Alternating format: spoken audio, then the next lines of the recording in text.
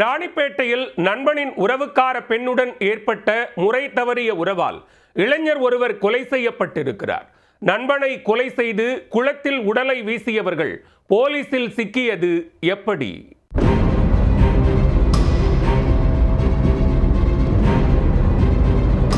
ராணிப்பேட்டை மாவட்டம் அரக்கோணம் அடுத்த அகநகர் பகுதியில் உள்ள குளத்தில் கடந்த 17ஆம் தேதி இளைஞர் ஒருவரின் உடல் மிதந்து கொண்டிருந்தது.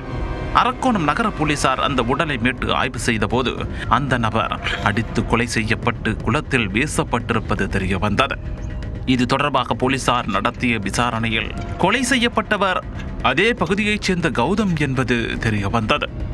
இதனை அடுத்து உடலை மீட்டு வேலூர் அடுக்கம்பாறை அரசு மருத்துவமனைக்கு அனுப்பி வைத்த போலீசார் கொலையாளிகள் யார் என்பதை கண்டுபிடிக்க விசாரணையை துரிதப்படுத்தினர். 15ஆம் தேதி காணாமல் போன கௌதம் கொலை செய்யப்பட்டிருப்பதும் அவரது நண்பர்களே அவரை அடித்து கொலை செய்திருக்கும் அதிர்ச்சி தகவலும் போலீசாருக்கு தெரிய வந்தது.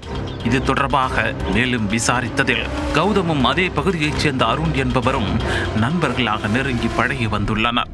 சில மாதங்களுக்கு முன்பு அருணின் நண்பர்களின் நெருங்கிய உறவினரான திருமணமான பெண்ணுக்கும் முறை தவறிய வகையில் தொடர்பு ஏற்பட்டுள்ளது.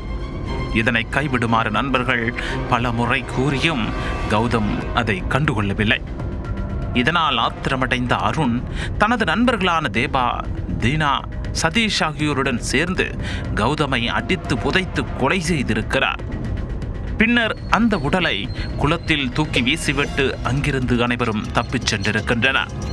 அரக்கோணம் நகர காவல் ஆய்வாளர் குருநாதன் தலைமையிலான போலீசார் தேடுதல் வேட்டை நடத்தி அருண், தேவா, தீனா மற்றும் சதீஷ் ஆகியோரை கைது செய்திருக்கின்றனர்.